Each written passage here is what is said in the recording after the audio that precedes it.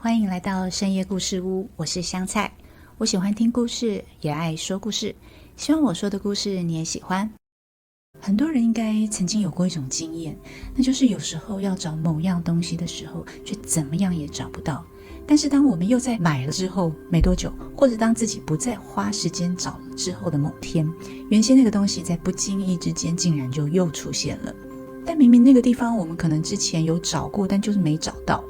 所以香菜常常在想，會不會其實有個頑皮的小精靈，偷偷的將東西藏到異次元空間，讓我們一時找不到，然後又趁我們不注意的時候再悄悄的放回去。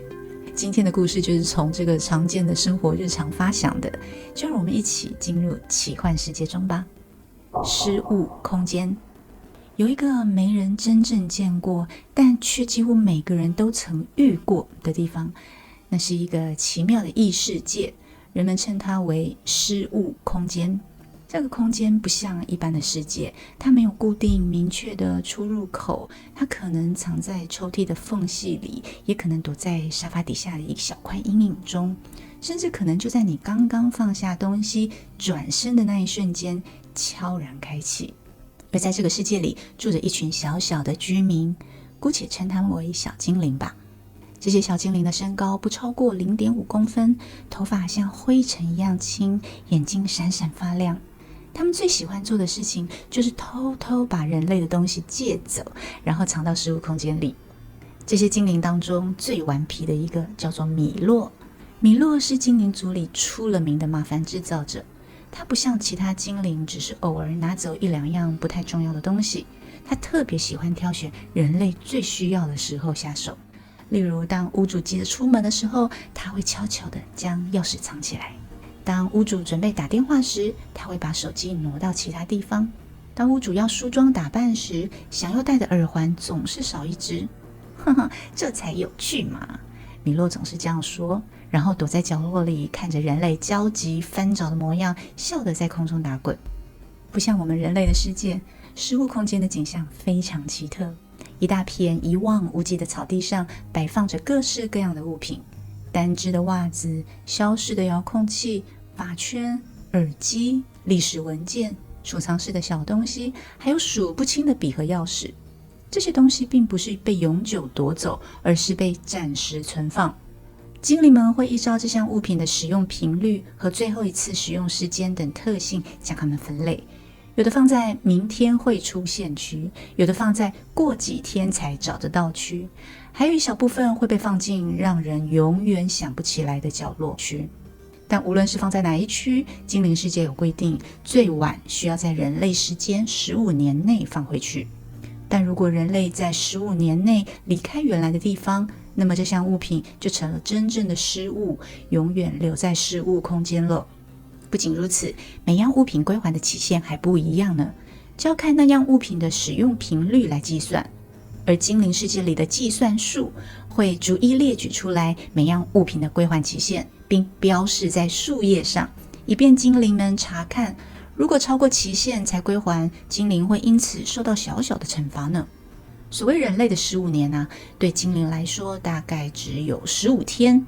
絕大多數的精靈都非常有分寸，因為他們知道人類如果太焦慮，世界會變得很沉重，所以他們通常只藏一下下，等到人類快要放棄的時候再悄悄地放回去。不過有時候有些粗心的精靈會忘記，當他們想到的時候已經過了最高期限15年，那麼物品就只能永久留在失物空間，而精靈會被取消這項任務一段時間。米洛就是這樣的一個粗心小精靈，他常常忘了在期限內歸還。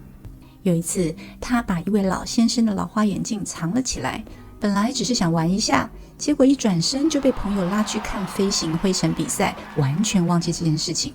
等他想起來時，已經過了2分鐘。糟糕，完蛋了，我要被處罰1個星期，不能吃甜點了。米洛抓着頭。老花眼鏡的返還期限是1分鐘。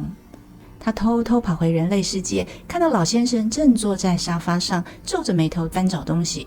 桌上堆滿了亂翻的紙張，抽屜被打開，衣服被翻得亂七八糟。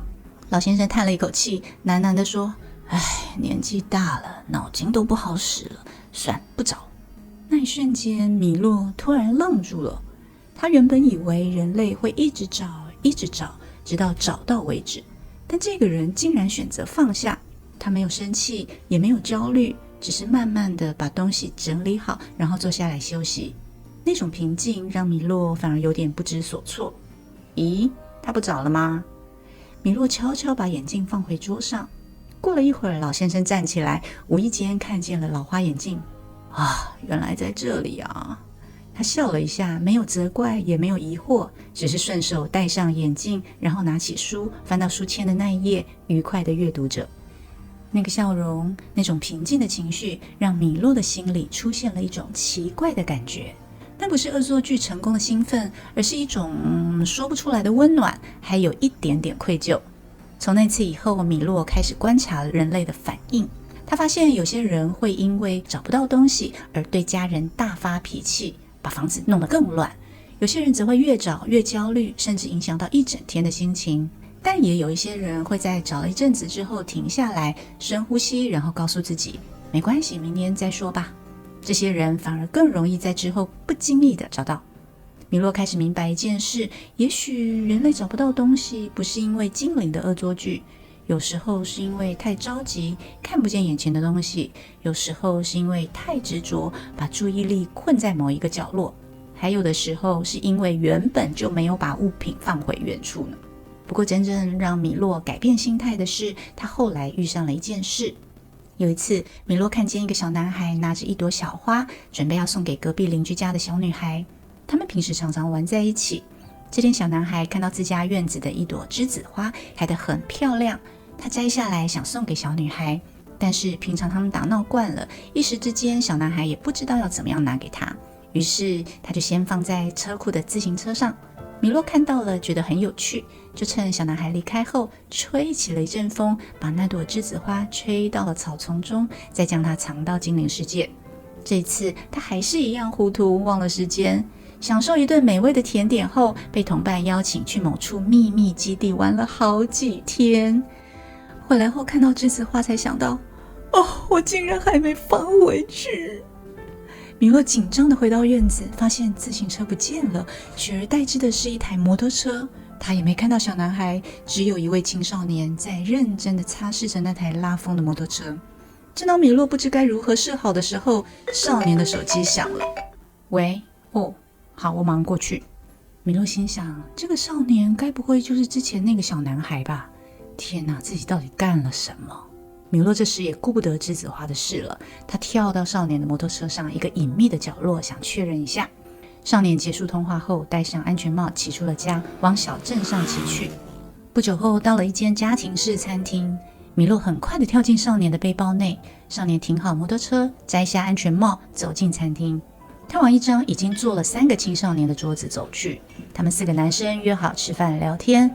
聊着聊着，其中一位坐在少年對面的男生對少年說：喬森，你有沒有聽說啊？以前住在你家隔壁的艾米要結婚了耶，下個禮拜高中畢業後她就要嫁人了。少年，也就是喬森，低着頭喝着飲料，沒怎麼回應。另一名坐在喬森旁邊的男生也附和地說：你們兩個好奇怪哦，明明小時候那麼好，怎麼他搬家轉學沒跟你說？你們之間有發生過什麼事啊？喬森這時才淡淡的回應：什麼事都沒發生啊，我怎麼知道他怎麼想？人家要結婚又不干我的事。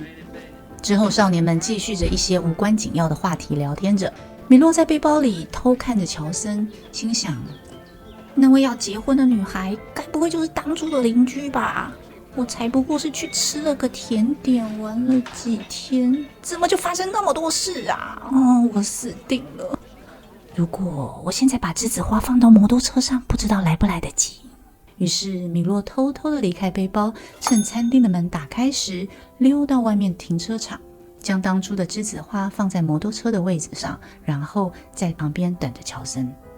少年們的聚會結束，各自離開後，喬森回到摩托車上，他一眼就看到了那朵梔子花，先是愣了一下，然後他拿起花仔細地端詳着。最後他像是想起了什麼，小心地將花放在他胸前的口袋內，急速地騎回家中。米洛的好奇心驅使着他一直跟在喬森附近，看看他到底要幹什麼。只見喬森將梔子花用2張衛生紙包好，再夾入一本很厚的百科全書內。過了幾天，喬森打開百科全書，梔子花變成了鴨花，形狀很美。喬森寫了一封信，附上這朵鴨花，跟同學打聽了地址後，寄去了女孩家。米洛一路跟着郵差到了女孩家。女孩收到信後，看到信上的寄信人地址，有點驚訝。她打開信封，這時梔子花不小心掉了出來。女孩撿起來欣賞了這朵花，這是她最愛的花了。以前常常跟隔壁家的男孩要，但小男孩總說他要選一朵最漂亮的。女孩以為男孩是故意推脫，其實根本不想送給她。後來他們準備搬家，女孩便賭氣不跟男孩說，兩個人就這樣沒再聯絡了。儘管有社交軟體，也都知道對方的動態，但雙方就好像是說好了一樣，誰也沒有再主動聯絡誰，就這樣過了好幾年。喬森給女孩的信中並沒有寫太多，只有短短幾句話：這朵梔子花早就應該要送給你的，對不起，晚了6年。艾米，結婚快樂，喬森。艾米看着花，輕輕地笑了，那笑容就跟梔子花淡淡的味道好像。她把梔子花放進了小盒子裡，再裝進行李箱中。米洛沒想到自己因為一時的貪吃貪玩，竟然晚了6年才物歸原主。雖然不致造成太大的損害，但米洛不由得心裡想，如果當時他及時的放回去，結果會不會有所改變？自此以後，米洛做了一個決定，他還是會惡作劇，畢竟那是精靈的本性，但他開始有了自己的規則。第一，他準備了計時器，隨時提醒自己不要忘記歸還。第二，他只會藏那些可以稍微晚一點找到也沒關係的東西。第三，如果屋主本來就亂放東西，他就會多藏一下，讓對方記住下次要放好。有一天，一個小精靈問他，米洛，你好像變了，以前你不是最愛讓人找不到東西嗎？米洛躺在一個舊鑰匙上，向天空揮舞着一隻襪子，笑了笑，我還是喜歡啊。那為什麼不讓他們找久一點？米洛想了一下，輕聲說，因為我發現呢，有些事情錯過了時機點就再也回不去了。我不想讓人類有太多的遺憾，當然啦，我更不想讓自己背負太多的包袱。他翻了個身，繼續說，但如果偶爾找不到，學會放下，然後又意外的找到，那種感覺好像在提醒他們，有些事情不需要那麼用力。小精靈似懂非懂的點點頭。自那以後，找不到東西的失誤空間依然存在，鑰匙還是會消失，襪子還是會少一隻。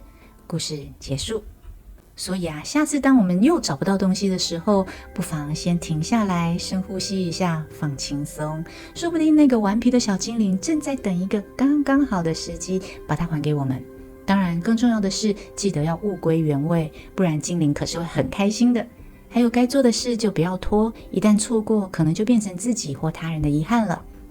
謝謝大家收看這集的故事。如果喜歡我說的故事，歡迎訂閱、開啟小鈴鐺，並分享給同樣愛聽故事的朋友們。